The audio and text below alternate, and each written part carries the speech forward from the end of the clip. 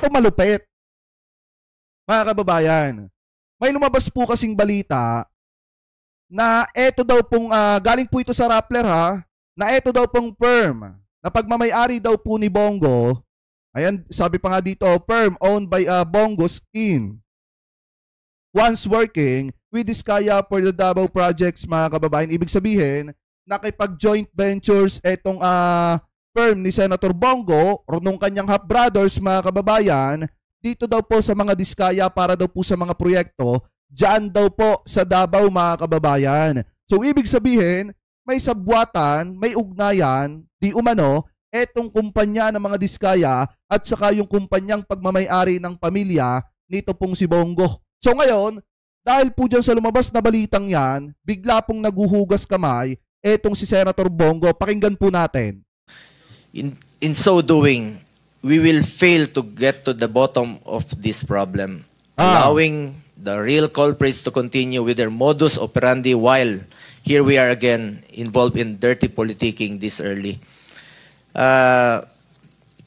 Miss Diskaya, hindi po kita kilala.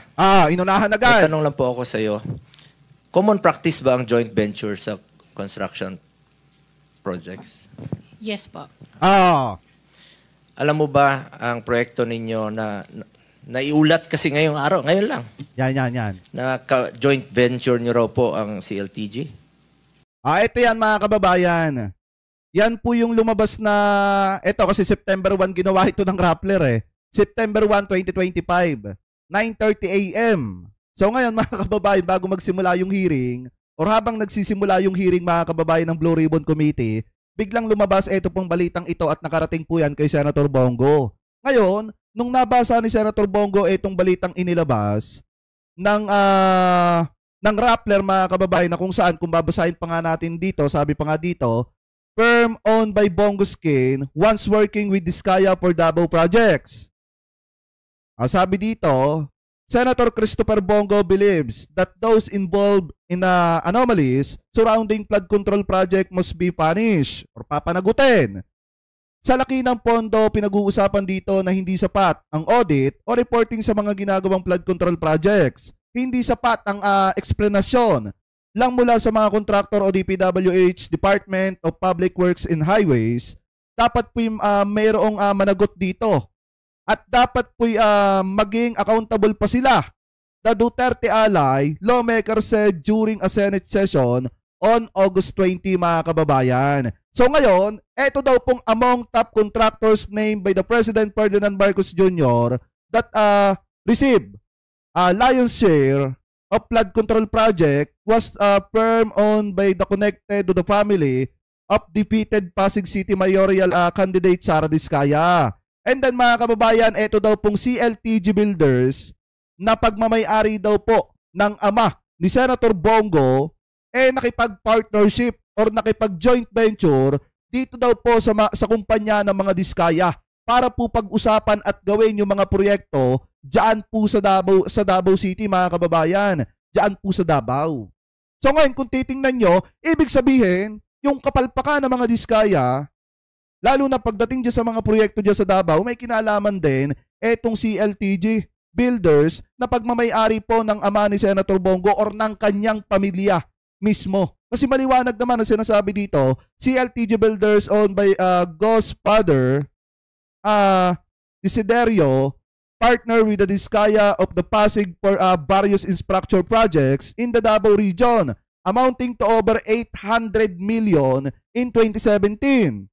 Goa's former President Rodrigo Duterte special assistant at the President at that time. And they had just taken over in June 2016, mga kababayan. So ibig sabihin, hindi lang pala dyan sa Davao City, mga kababayan, maging doon sa iba pa mga proyekto, ay nagkaroon ng joint venture sa pagitan ng mga Diskaya at saka po nitong pamilya ni Senator Bongo. So ngayon, pakinggan nyo at panoorin nyo kung paano maghugas kamay etong si Senator Bongo, kasi nga nabasa niya to eh. Nakita niya etong article na inilabas ng Rappler at medyo na-alarma po siya dyan. So pakinggan po natin yung paghuhugas kamay niya. 2017? I think so, yes, before. Flood control ito? I can't remember. Natapos na bang proyekto ito? Alam ko tapos po yung mga project. Nagagamit na ito ng tao? Ah. I would think so, yes po. Kung meron pong pagkukulang o deficiencies or mali, ako mismo po ang magre-rekomenda sa committee ito. Nakasuhan kayo kahit kasama ang kamag-anak ko. Talaga ba? Talaga ba? Kaya mo ba yan, Senator Bongo?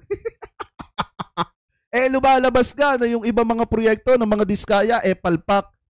Lalo na, siguro yung mga nasa Davao dyan, yung mga binabaha dyan, alamin nyo kung kanino mga proyekto, yung mga flood control project na palpak dyan sa Davao. Kasi alam nyo, pag yung vlogger lang ang pinanood nyo, ang ipapakita ng mga yan sa totoo lang, yung iba dyan, wala naman akong pinapangalanan, yung mga magagandang flood control lang, nakatatapos lang.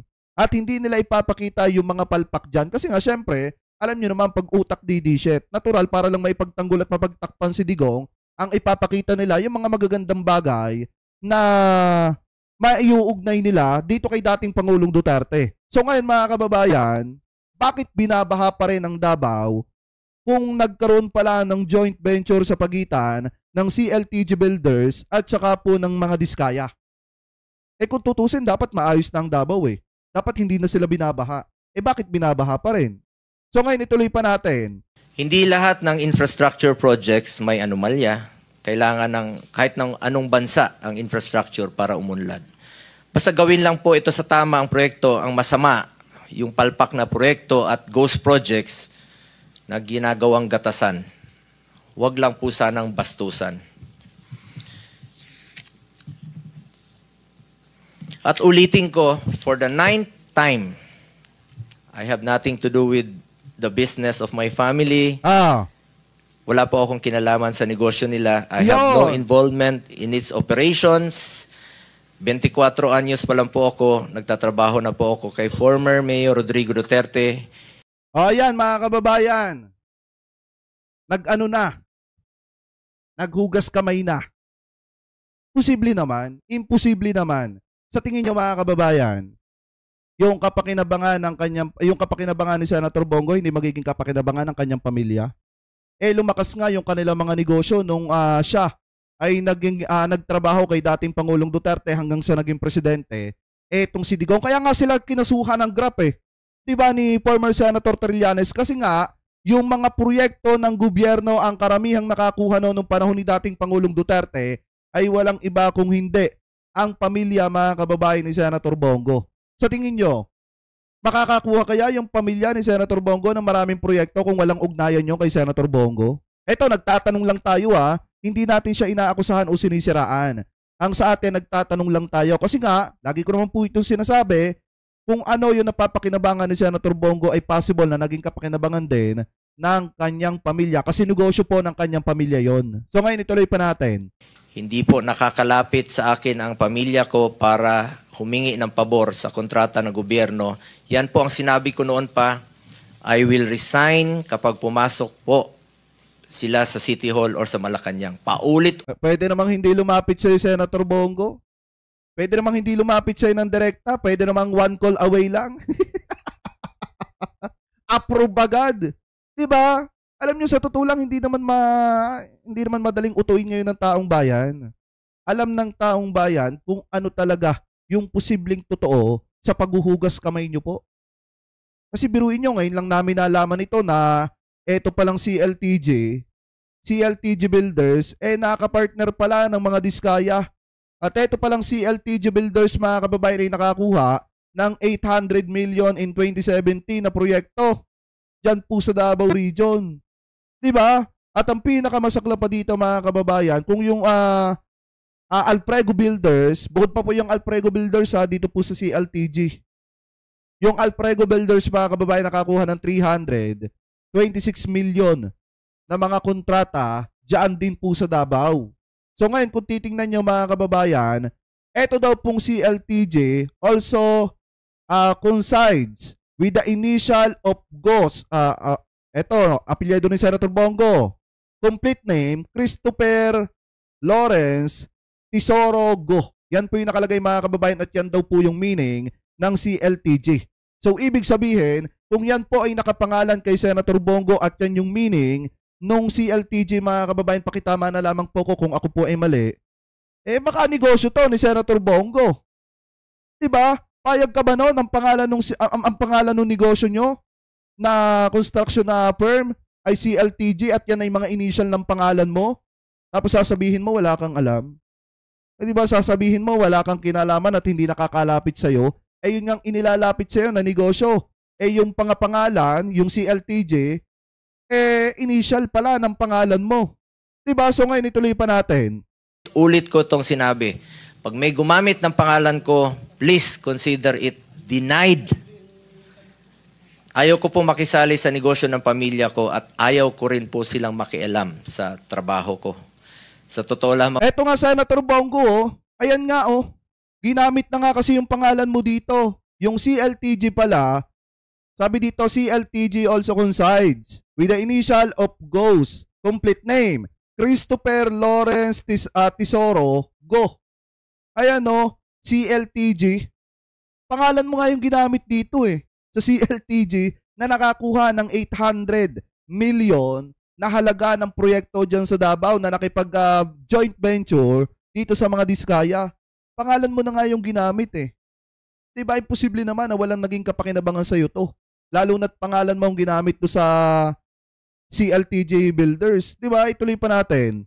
Po, mas nakakalapit pa sila sa ilang politiko, pero hindi po sa akin. Hindi naman natin mapili kung sino yung kamag-anak natin sa mundong ito. At hindi rin po ako nag-i-intervene on behalf of any business entity. Nag-warning na po ako noon. Ingat po kayo sa mga named dropper. I observe delikadesa. Pangalan ko po ang puhunan ko sa mundong. Ano mga kababayan, sa tingin nyo, ano yung sabon na ginagamit ni Senator Bongo dito? Galing kasi mag-ano, no? Putik CLTG. Christopher Lawrence Tesoro Go. CLTG Builders. Tapos wala daw siyang ugnayan at wag daw gamitin yung pangalan niya. Ginamit na nga yung pangalan niya doon sa negosyo. Ito at hindi ko po yan sasayangin. At hindi ko sasayangin ang tiwala ng Pilipino. If meron pong deficiencies at meron silang pagkukulang, ako mismo po ang magre-rekomenda sa committee ito na kasuhan sila. Kahit kamag-anak ko, kahit involved sa kahit na anuman pong pagkakamali, kasuhan niyo po sila. I am for accountability. Ayoko po ng kalokohan kahit kailan. Pero lahat po ng bansa kailangan. Sige nga, patawag mo nga ang pasampina mo nga kamag-anak mo. Kung talagang malinis yung hangarin mo, Senator Bongo. Kasi di ba may una nang naging reklamo laban sa inyo? At ang nagreklamo si former Senator Trillanes. O ngayon, para maklear na yung mga reklamo na yan, bakit hindi mo ipatawag yung kamag-anak mo? Diba? Ginagamit yung pangalan mo, yung CLTG, Builders. Diba dapat ganon? Para makita ng taong bayan kung talagang malinis yung intention mo, bilang isang senador, malinis yung hangarin mo para sa mamamayang Pilipino. Patawag mo yung kamag-anak mo. Kailangan ng infrastructure for development. Huwag lang bastusan at huwag lang pong gawing gatasan. Tulad ng LCAC, kailangan ng development sa bundok noong panahon ni former President Duterte. Naging incentives po ito na magkaroon ng proyekto yung mga barangay. At marami na po ang naging insurgency free sa ilang region due to incentive sa barangay. Maganda po yun. Pero kapag nahaluan ng korupsyon, ayaw namin yan. Noong panahon ni dating Pangulong Duterte, sinisibak. Shoutout kay Sarah ha. Thank you. Thank you sa pakapi ha. Maraming salamat po. Niya po pag naamoy niya na merong korupsyon. Thank you, Senator Bong. Actually, I have given you 11 minutes already. Sir, closing na lang po. Naniniwala po ako na ang paglilingkod sa bayan ay dapat may kasamang integridad at pananagutan.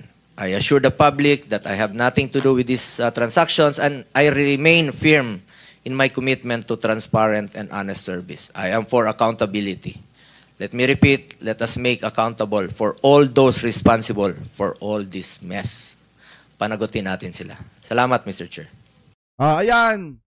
Yan mga kababayan, yung paraan ni Senator Bongo ng di umano'y paghuhugas ng kamay. Kasi lahat ng itinanong niya sa mga Diskaya, talagang sinagot ni Sara Diskaya. Na totoo naman nga na nagkaroon talaga ng joint venture sa pagitan ng di umano mga kababayan, mga Diskaya at saka po nitong CLTG. Etong CLTG na kumpanya ng pamilya ni na Senator Bongo. Etong ang pangalan ng CLTG yung meaning ng CLTG mga kababayan is Christopher Lawrence Tisorogo. Pangalan po yan ni Senator Bongo. Kaya hindi na rin ako nagtataka kung bakit ganito yung paghuhugas kamay ni Senator Bongo kasi tatamaan siya dito. Unang-una ginamit yung pangalan niya doon sa construction firm. Etong CLTG Builders. Pangalan niya pala yung meaning niyan. Anyway, mga kababayan, ngayon ang paniniwala ko dito in my personal opinion, yung kapakinabangan ng CLTG, since nakapangalan niya kay Senator Bongo, kung totoo man, etong sinasabi dito sa article ng Rappler, sa tingin nyo mga kababayan, walang magiging kapakinabangan yan sa pagiging isang senador ni Senator Bongo or pagiging malapit ni Senator Bongo kay dating Pangulong Duterte nung panahon na nasa kapangyarihan pa etong mga ito. Sa tingin nyo, hindi nakakuha ng proyekto etong CLTG sa tulong ni Senator Bongo? Ako hindi ako naniniwala dyan.